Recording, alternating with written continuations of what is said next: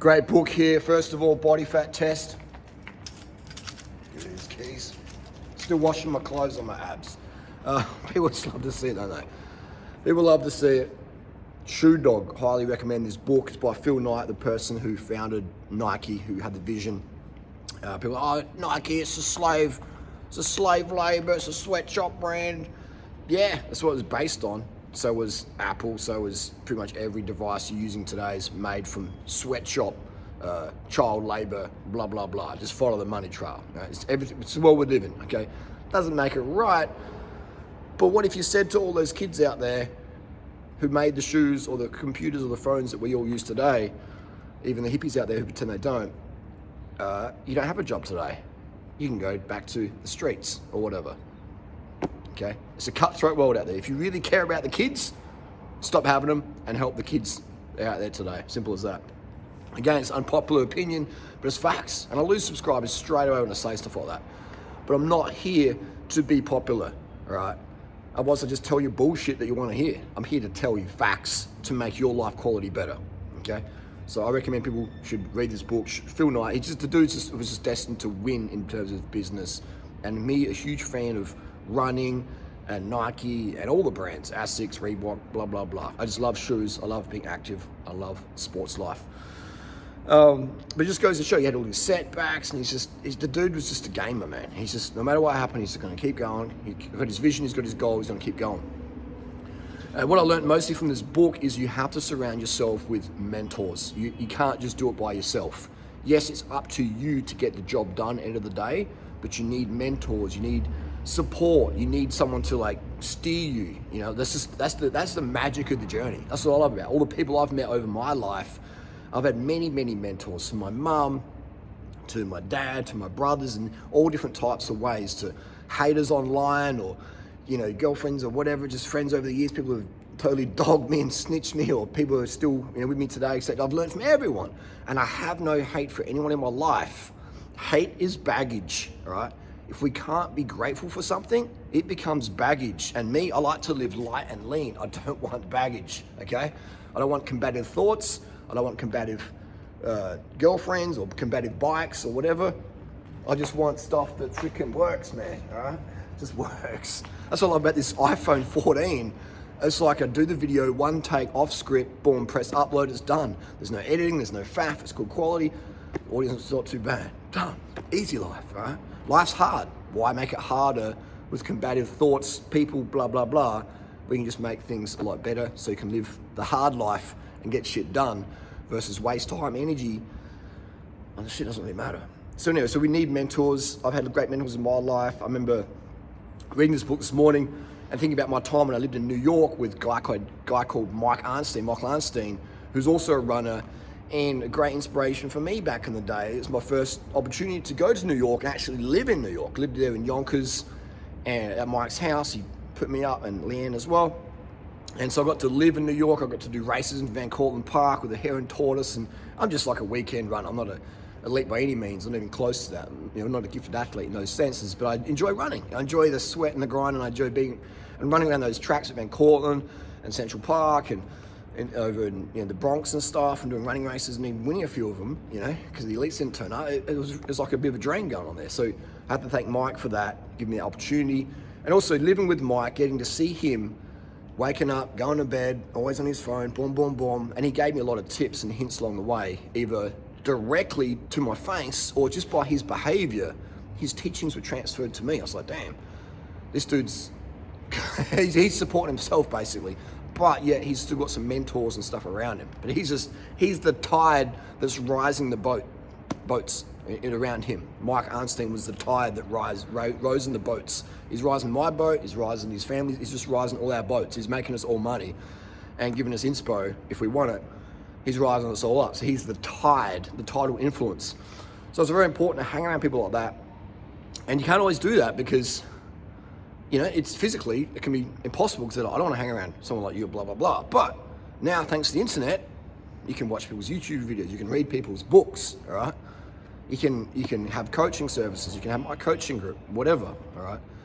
While we're on that topic, I do have a coaching service. I turn on, you're trying to sell me something. Yeah, I am. I'm a salesman, and I love selling the very, very best, all right? That's what I love, these sort of bikes, man. These old secondhand bikes are the very, very best. I've got money. I can afford any bike I want. Why do I ride these old bikes? Because these bikes are far superior, huh? And, you know, it's just... But if you don't know, you don't know. And if you know, you know. And so people in my coaching group, they get the absolute truth. And some of them don't like it, and that's okay.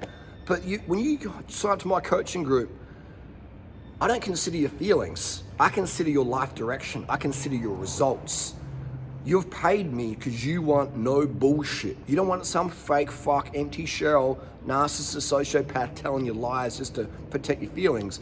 You come in because you want fucking results, right? Whether you want to make more money, you want to lose that last 20 kilos and fucking keep it off versus rebound it back again and going crazy about it. So you come to me. Maybe you want to be a social media influencer as fast as possible, so you're making the cash and whatever, getting influence. So you've come to me, and I value that. You know, when people come to me for advice, I'm like, shit, you've got balls, right? I'm gonna tell you the fucking cold, brutal truth. And and I hope you're gonna hate me. Because if you hate me, then you're paying attention, okay? And if you still like me, I'm like, damn, this person's either crazy or they won't listen. And if you're crazy, that's good. But that's my goal, is just to tell you the fucking truth. Because the people who have helped me in my life are the ones who told me the brutal fucking truth, right? And it made me cry, it made me resent them, it made me like dispute that. But then the day I was like, fuck, they were right, I was wrong, and that's great. Because now I've got a better way to go. That's why I love being wrong, all right? That's why I love being wrong. When someone's like, no, Harley, you're wrong. I'm like, please tell me that I am. I hope I'm wrong. Because if I'm wrong, I've found a better way, okay? I've found a better way. It's like, that's why I love being wrong, all right? I love being wrong. Because it means I found a better way. This is just like if I'm doing a running race, putting all my effort into it, trying to do a PR, and someone's like, you've actually gone off course, okay? You meant to go that way. I'm like, oh shit, really? I've got to go back. I'm not gonna keep running in the one direction because of my ego. All right? I don't want to waste time, man. Life's so short, and the older you get, the more you realize life's so short. When you have family members pass away, or friends you know who died, or people who are suicidal, or car crashes, or overdoses, or chemo, or radiation, or whatever, and people check off the planet, you realize, fuck, man, life can be going like that, all right? I'm not here to fuck around. I'm here to get shit done and feel good and share that vibe around versus, you know, like last night there was a party downstairs. I live up in a high floor apartment, and downstairs there's like a party sort of place. They're up all night cranking the music and that, and then this morning you see them laying out. It's like, these people are gonna feel like shit. I'll wake up and I'll feel like fucking incredible. I've done that party life, all right? I've lived on both sides of the fence. That's why I'm over here, because that side sucked for me. This side makes me feel a lot better. I love feeling good. That's why I do what I do, because I love feeling good. But sustainably good versus a high and then a mad crash, feel like shit, give me some drugs to change my state. I want to have that all the time, right? That good feeling. Little ups and downs here versus these big fucking spikes. I want to have like, you know? If I'm down, I'm just like sort of down, but it's not like crash. And if I'm up, it's like I'm up, but it's not like Icarus, you know? The flight of Icarus. Anyway, that's the deal. You've got to have mentors in life, and now it's never, ever been easier to have mentors. Books have always been around, but the internet, audio books, you know, Netflix documentaries, YouTube documentaries, you don't even have to have money. You can, well, I guess you got to have a phone and an internet thing, but which you can get for free from McDonald's Wi-Fi. There's so much inspiration out there. And yes, there is a lot of fake, false prophets out there talking absolute bullshit. I built all this muscle naturally by my protocol, Athtran X, blah, blah, blah. And so, yeah, there's a lot of scammers out there, people talking bullshit, but the truth, people like Lance Armstrong or Phil Knight or whoever, these socially successful people in business and sport who also criticize because of certain behaviors, and I get that, but they're still great role models in terms of the hustle and the grind, all right? And we definitely miss out on valuable experiences by throwing their life story out with the bathwater. Oh, this is slave labor. Oh, Lance Armstrong took drugs like everyone else in fucking pro sport still takes drugs today, all right? Every single cycling champion today, juiced to the fucking gills. Every single UFC champion today, juiced to the fucking gills, all right? Every single NBA star, you think Kobe or Jordan or whatever, or those dudes, the baseball players, you think they're fucking natural, man? American audience doesn't want to see natural, all right? Do you think the elite Japanese marathon runners doing office jobs and then winning Boston Marathon are natural, have natural levels of hemoglobin, they're not exogenously enhancing their hemoglobin? Come on, people, let's stop being so fucking naive. It didn't start with Lance, it didn't stop with Lance, okay? It didn't start with Phil Knight, it didn't stop with Phil Knight. It's always about, it's the hierarchy, man. It's the reality, okay? This is how it is, and if you... If that truth's too hard to swallow, then why the fuck are you gonna have kids? Because those kids are gonna be born to parents who have their heads in the fucking sand, all right? And you're basically sending your kids to it's a social slaughter out there. It's a cutthroat world. It's a cutthroat world, and I don't like it. That's why I educate people on what's going on out there, so you can sort of deviate around it. But if you're aware of what's going on, you can swallow the pill a bit better, because you're like, okay, well, this is how it is. Versus being delusion land, Disney World, okay? I love watching Disney videos and Disney cartoons, but I know it's a cartoon, all right? I love watching pro sport, but I know it's entertainment, okay? None of the champions in the last 40, 50 years are natural, okay? They all took some sort of exogenous hormone to enhance their performance on race day or the Olympic day or recovery or whatever, okay? Just how it is, it's business. But yeah, that's the deal. That's the deal. Anyway, that's the rant and the rave. I love making these videos. I did YouTube before I could even know I could make money off YouTube, because it's just a way I could give back to the community. And I've been helped so much in my life, you know, and like helped, man. Helped. All the people who did wrong by me helped me become a better, more masculine man, a better coach. All the people who did right by me showed me what's the right way to do. All the people who did wrong by me showed me what's not the right way to do, okay? Don't let anything in your life become baggage, okay? Have gratitude for everything. Someone raped you, great. Someone ripped you off, great. Someone, you know, blah, blah, blah, great. That's giving me gratitude, all right? And if you can't, people, oh, that's a crazy way to think, oh, now you've crossed the line, Harley. You've crossed the line, now you're endorsing those behaviors. No, I'm not endorsing, I'm saying, if you play the same script in your head every day that you're a fucking victim, you're the one who's really abusing yourself. Something that happened last week or 20 years ago or 50 years ago, and you're still playing it today in your head, now who's the real abuser? You're the abuser, all right?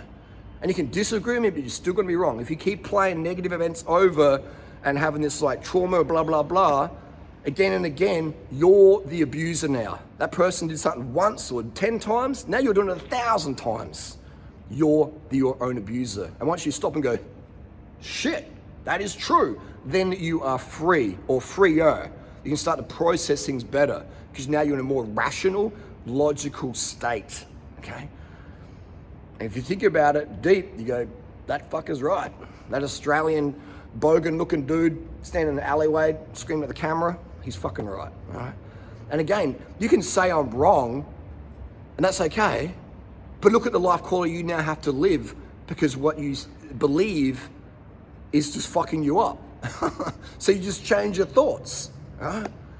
I'll give you this book to someone, they're like, oh, Phil Knight, Nike, yeah. Or I can give it to someone and go, wow, damn, life isn't that easy. You're gonna get slapped in the face, you're gonna get bitch slapped, you're gonna fall over, you're gonna get fucked over. You gotta keep going if that's your dream, okay? Inspiration, thanks. Phil Knight, I don't really like the guy, but his story's fantastic, great. All right, so it's just how about you, it's not what happens to us, it's how we deal with things that matter, okay? So everyone in my life, at the time I didn't see it as gratitude. I was like, how the fuck dare you? I did this to you, you fucked me over, you ripped me, blah, blah, blah, whatever. Now it's all gratitude, 100% gratitude. That happened to me, great, now I can help other people who had that adversity overcome that, okay? Why do you think I'm so fucking good at fixing bikes or flat tires? Especially flat tires. Because I've had so many fucking flat tires, okay? And I can help other people fix their flat tires in life, okay? So if you sit there and get a flat tire and you hand it to your psychologist, give me some drugs to fix my flat tire, what sort of soft person do we become, okay? Fix the flat tire.